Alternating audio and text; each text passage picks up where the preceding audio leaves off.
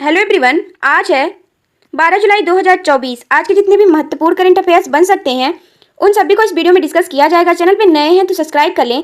Video पसंद आता है तो वीडियो को लाइक शेयर जरूर करें।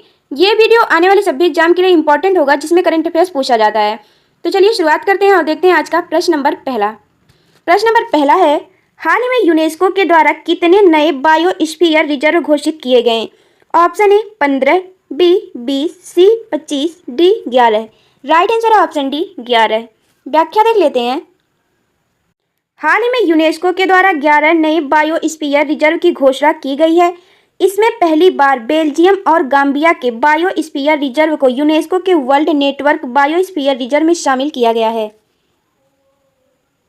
विश्व नेटवर्क बायोस्फीयर रिजर्व में अब तक 163 देशों में कुल 759 साइटें हैं।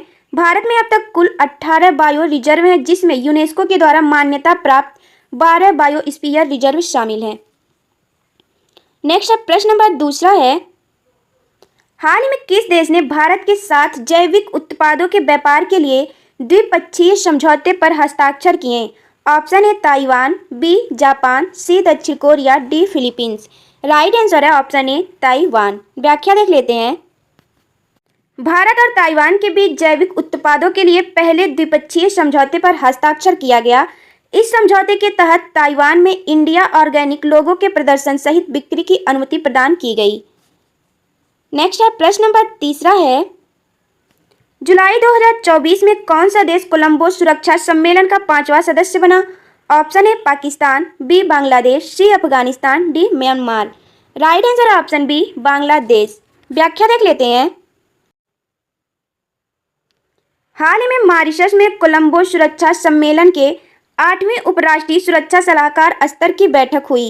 इस सम्मेलन में बांग्लादेश को कोलंबो सुरक्षा सम्मेलन का 5वां सदस्य घोषित किया गया। कोलंबो सुरक्षा सम्मेलन में बांग्लादेश के अलावा भारत, मॉरिशस, मालदीव और श्रीलंका शामिल हैं।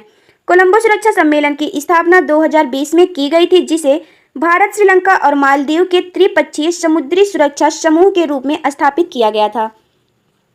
इस सम्मेलन में भारत का प्रतिनिधित्व राष्ट्रीय सुरक्षा सलाहकार पंकज कुमार सिंह ने किया।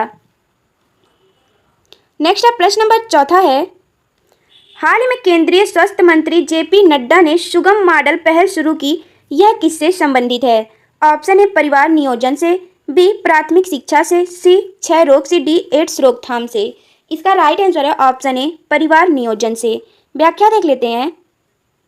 हाल ही में केंद्रीय स्वास्थ्य मंत्री जेपी नड्डा ने विश्व जनसंख्या दिवस के अवसर पर परिवार नियोजन के लिए सुगम मॉडल पहल का अनावरण किया।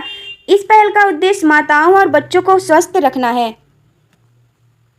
इस पहल के माध्यम से महिलाओं को गर्भधारण के बीच उचित समय रखने के लिए प्रोत्साहित किया जाएगा, जिससे माताओं की सेहत और अगले बच्चों की सेहत दोनों को लाभ होता है।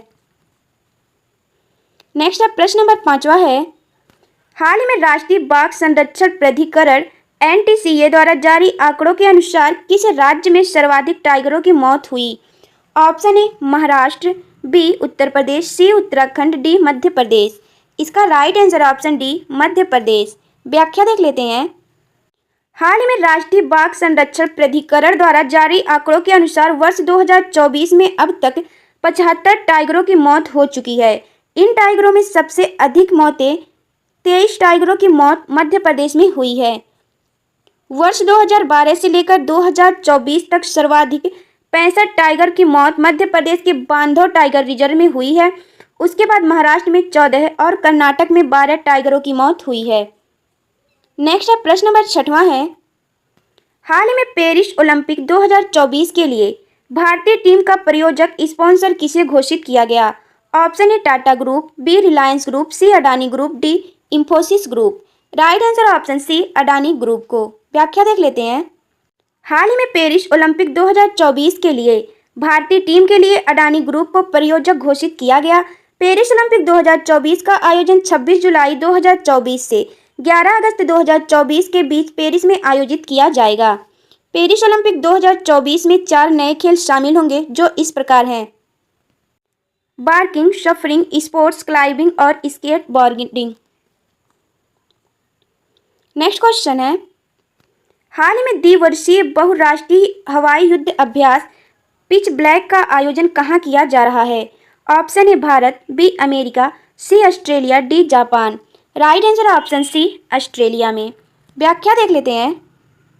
द्विवर्षीय बहुराष्ट्रीय हवाई युद्ध अभ्यास पिच ब्लैक का आयोजन ऑस्ट्रेलिया में किया जा रहा है। इस युद्ध अभ्यास में भारतीय वायुसेना के सुखोई MK-13 विमान भाग लेगा। यह अभ्यास अंतर्राष्ट्रीय जुड़ाव को मजबूत करने और सहयोग को बढ़ाने के लिए रॉयल ऑस्ट्रेलिया एयरफोर्स की सबसे महत्वपूर्ण उड़ान गतिविधि है। नेक्स्ट है प्रश्न नंबर 7वां है, हाल ही में बिम्स्टेक विदेश मंत्रियों की दूसरी बैठक का आयोजन कहाँ किया गया? ऑप्शन ए मास्को, बी नई दिल्ली, सी बीजिंग, डी टोक्यो। इसका राइट आंसर ऑप्शन बी नई दिल्ली में। बहुराष्ट्रीय तकनीक एवं आर्थिक सहयोग के लिए बंगाल की खाड़ी पहल बिम्स्टेक के विदेश मंत्रियों की दूसरी बैठक नई दिल्ली में की गई। इस कार्यक्रम में विदेश मंत्री एस जयशंकर अपने बिम्स्टेक समकक्षों की मेजबानी करेंगे। बिम्स्टेक विदेश मंत्रियों की पहली बैठक 2023 में बैंकॉक, थाईलैंड में की गई थी। नेक्स्ट है प्रश्न नंबर 8वां है, हाल में समाचारों में रही पंचगंगा नदी किस नदी की सहायक नदी है? ऑप्शन ए गंगा नदी, बी कृष्णा नदी, सी कावेरी नदी, डी नर्मदा नदी। इसका right answer option B Krishna नदी। व्याख्या देख लेते हैं। कोल्हापुर में पंचगंगा नदी का जल स्तर लगातार बढ़ने से क्षेत्र में बाढ़ की स्थिति उत्पन्न हो गई है, इसलिए महाराष्ट्र के कोल्हापुर में अलर्ट जारी किया गया है। यह नदी महाराष्ट्र राज्य में बहती है। इसका उद्गम सह्याद्री पर्वत श्रृंखलाओं के प्रयाग संगम से होता है। यह कृष्णा की मुख्य सहायक नदी है और महाराष्ट्र के कुरुंदवाड़ क्षेत्र में कृष्णा नदी में मिल जाती है। इस नदी की 5 प्रमुख सहायक नदियां हैं, जिसमें कशारी, कुमारी, वरड़ा, कोयना और तारली आदि नदियां शामिल हैं। इस नदी पर राजा राम बैराज बना हुआ है। इस नदी की घाटी बहुत उपजाऊ है। नेक्स्ट है प्रश्न नंबर 9वां है, हाल ही खबरों में रहा बिंझम जाम अंतर्राष्ट्रीय बंदरगाह किस राज्य में स्थित है? Option A Tamil Nadu, B Kerala, C Assam, D Karnataka. Right answer option B Kerala. Vizhinjam अंतर्राष्ट्रीय बंदरगाह केरल राज्य में स्थित है। नेक्स्ट है प्रश्न नंबर 10वां है, हाल में सऊदी अरब के रियाद में 2024 एशियाई बिल्डर्स चैंपियनशिप किसने जीती? Option A Rupesh Shah, B Dhruv Sitwala, C Pankaj Srivastava, D Pankaj Advani. Right answer option B Dhruv Sitwala. एशियाई बिल्डर्स चैंपियनशिप 2024 ध्रुव सीतवाला ने जीता है। ये कुछ महत्वपूर्ण प्रश्नों का रिवीजन कर लेते हैं।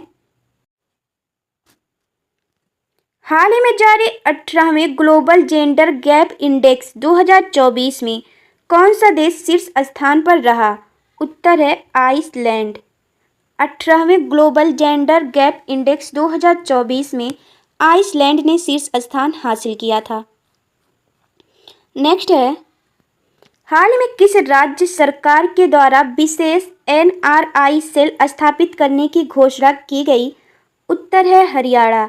हरियाणा राज्य सरकार के द्वारा विशेष NRI सेल स्थापित करने की घोषणा की गई।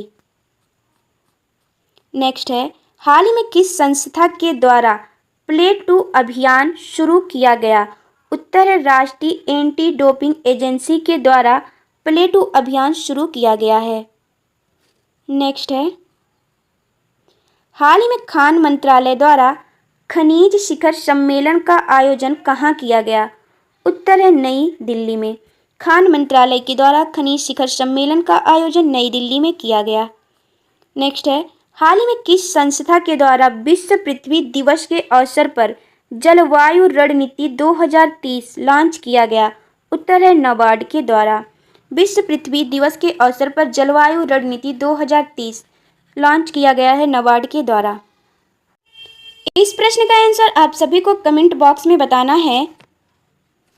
हाल ही में किस मंत्रालय के द्वारा प्रोजेक्ट परी की शुरुआत की गई?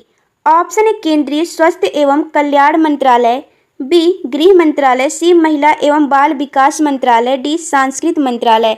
इसका राइट आंसर क्या होगा आप सभी को कमेंट बॉक्स में बताना है। आज की वीडियो में बस इतना ही। वीडियो पसंद आया तो वीडियो को लाइक करें, चैनल को सब्सक्राइब करें। मिलते हैं कल नेक्स्ट वीडियो में, तब तक के लिए जय हिंद।